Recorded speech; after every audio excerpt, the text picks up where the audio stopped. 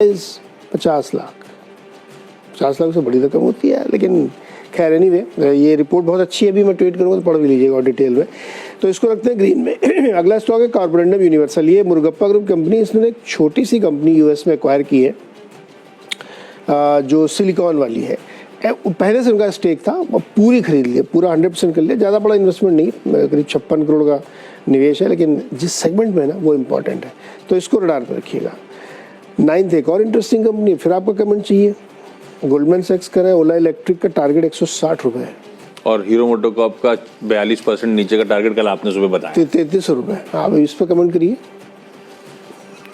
Comment है मेरे पास। हाँ करो। ओला इलेक्ट्रिक और बजाज हाउसिंग फाइनेंस, इनमें अगर लॉजिक बैठाना है ना, बजाज हाउसिंग फाइनेंस तो अलग ही कहानी थी। ओला ये मजबूरी है मेरे ख्याल से फंड्स को अपने पोर्टफोलियो में रखने की। अभी तक आपके पास विकल्प नहीं था हाउसिंग फाइनेंस का। एचडीएफसी के बाद आपको किसी एलआईसी को सब या पीएनबी हाउसिंग को लैच आउट करते थे। अब आपने कल सबको शन करा और आपने लॉन्ग टर्म पोर्टफोलियो में बजाज हाउसिंग फाइनेंस को भर लिया। लिस्टिंग का ये जस्टिफाई करता है इस तरह का गजब का प्रीमियम। ओला इलेक्ट्रिक लाइकवाइज आप इतना रिस्क ले सकते कि ऑल इलेक्ट्रिक कंपनी के साथ पोर्टफोलियो में कोई एक्सपोजर ही नहीं था, इसीलिए शायद लिस्टिंग फीकी, उसके बाद पलट के नहीं देखा स्टॉक में, क्या एक्यूमुलेशन होता चला गया लार्जली फंड्स का। तो ये दोनों उस कैटेगरी के हैं। अब आप जस्ट थोड़ा बहुत लॉजिक है, नहीं है, पूरा लॉजिक है, बस ठीक है, पूरा लॉजिक। मैं तो ये सोच रहा था कि ऐसा ना हो कि कुछ दिन बाद एचडीएफसी बैंक की तरह वो बेचना शुरू कर दें। एचडीएफसी बैंक की तरफ बेचना शुरू कर दें। हाँ पता कल बेच रहे हैं, अनुज बता रहे थे कल खूब बेच रहे हैं। 8,000 करोड़ रुपए थक गए बेचारे रखते कितने दिन तक रखोगे।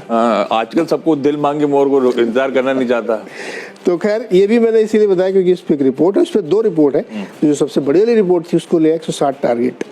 अच्छा 10वां स्टॉक है अडानी ग्रीन, इस पर भी एक रिपोर्ट आई इन्वेस्टेक की, और ये 2515 का टारगेट दे रहे हैं। एक्चुअली कल इसको एक बहुत बड़ा कॉन्ट्रैक्ट महाराष्ट्र गवर्नमेंट से मिला, तो स्टॉक 8% चला था कल, तो आज भी आए और ऊपर का टारगेट आया, 2515 रुपये का टारगेट है।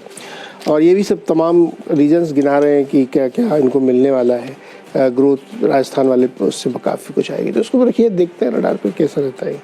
हो गए 10 मिनट। ओके अगले जो है उसमें इन्फोसिस को ग्रीन में रखा है।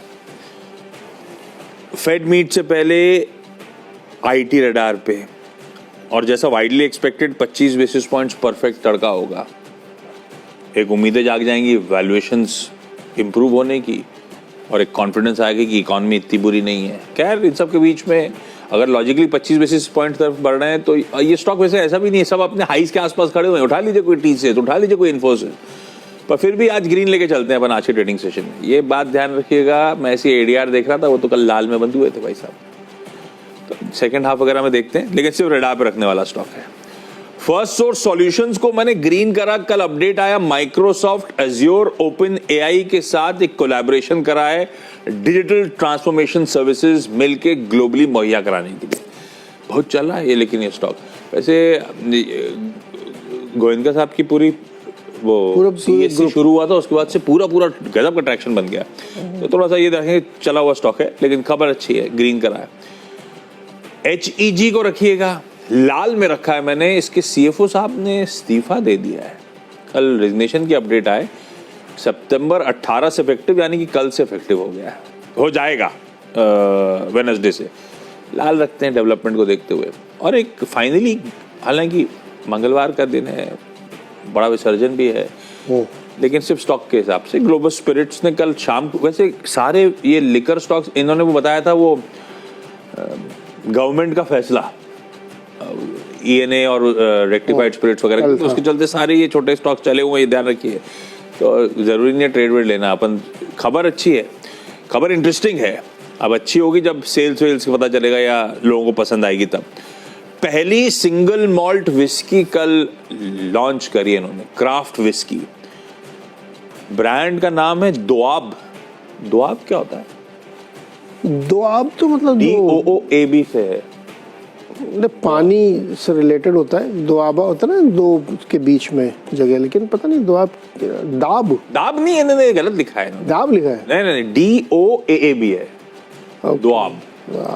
खैर ग्रीन कराया, लेकिन कल ऑलरेडी 8% चला हुआ स्टॉक है, ध्यान रखिएगा। खबर ठीक थी इसीलिए ग्रीन है। 10 हो गए भाई, 10 पूरे हो गए। इनफैक्ट छोटा सा ब्रेक ले लिया जाए, ब्रेक के उस पास जब लौट के आएंगे तो ये 10 स्टॉक्स का एक क्विक रैप अप।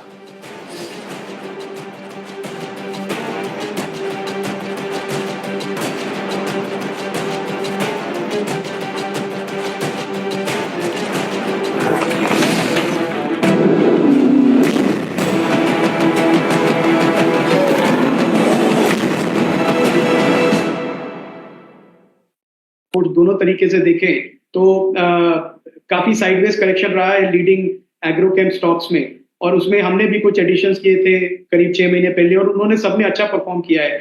और तीसरा जो सेगमेंट है, अगेन थोड़ा मार्केट में अभी इतना चला नहीं, आप लुपिन की बात करते रहते हैं अनुज, और हमारी पहले भी बात हुई थी इसके बारे में।